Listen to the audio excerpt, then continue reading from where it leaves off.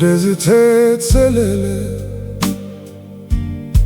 ካምቺኡ ዝተዘናበለ ከሪበይለዮ ከመይ ኣለኻ ንስኻ ዲኻ ንፋለቲና ኢሉኒ ከምድኻ ሓደ ከም ዝነበርና ሓደ ከም ዘለና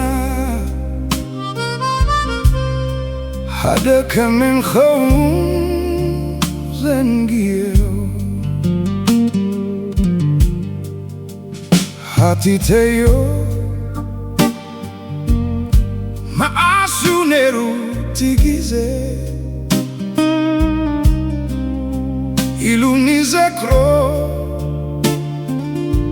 ሓደዩ ነይሩ ኣተሓሳስባና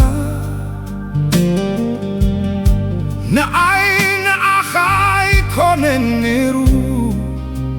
እቲ ዕላማ ሕይወትና ሂብና ሓድሽ ሕይወት ክንፈጥርዩ ነይሩ ትክያ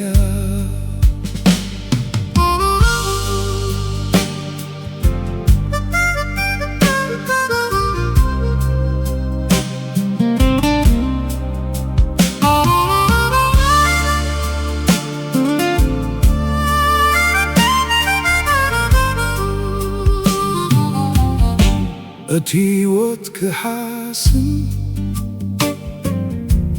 ፈገግቱ ግን ከክኽስን ንፋለጢና ኢሉኒ ከምድኻ ውሽተይ እንከለው ኣነ ከመይለየ ረስየ ነዛ ሃገር ክከላኸል ዝተጎደ ክንደየ ህመም ናተይ ምዃኑ ረስየ ካምቺኡ ዝተዘናበለ ከመይለየ መቃልስተይ ምዃኑ ረስየ ኣብ ቅድሚኡ ሓዚነ ኣብ ቅድሚቲ ካምቺኡ ዝተዘናበለ ክዳዕሰን ርየ ናይ ትማሊ ዘጊረ ኣነ ከመይለየ ኣካለይ ምዃኑ ዘይምሉነት ኣርእየ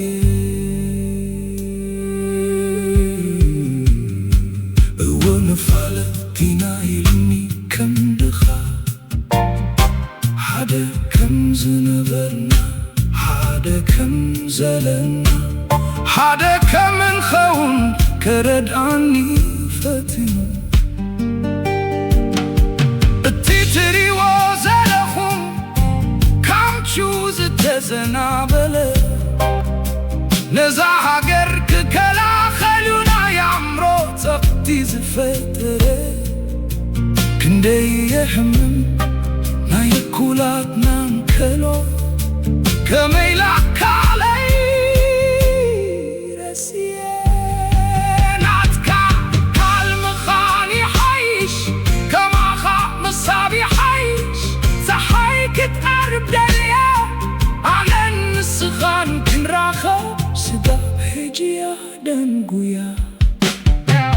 ኢሉኒ ዘክሮ ሓደ እዩ ነይሩ ኣተሓሳስባና ንዓይ ንዓኻ ኣይኮነን ነይሩ እቲ ዕላማ ሕይወትና ሂብና ሓድሽ ሕይወት ክንፈጥርዩ ነይሩ ትክያ ኣብ ቅድሚኡ ነግየ ኣብ ቅድሚቲ ካምቺኡ ዝተዘናበለ ፀሓይ ክትቐርብ ደልየ ኣነ ንስኻን ክንራኸብ ስጋብ ሕጅያ ደንጉያ እቲ ሕይወት ክሓስን ፈገግቱ ግን ከክኽስን እታ ፀሓይ ብሰዓታ እንተትቐርብ መሓሸኒ ውሽተይ ይሒሙኒ እቲ ሕይወት ክሓስን ፈገግቱ ከክኽስን እወ ክስን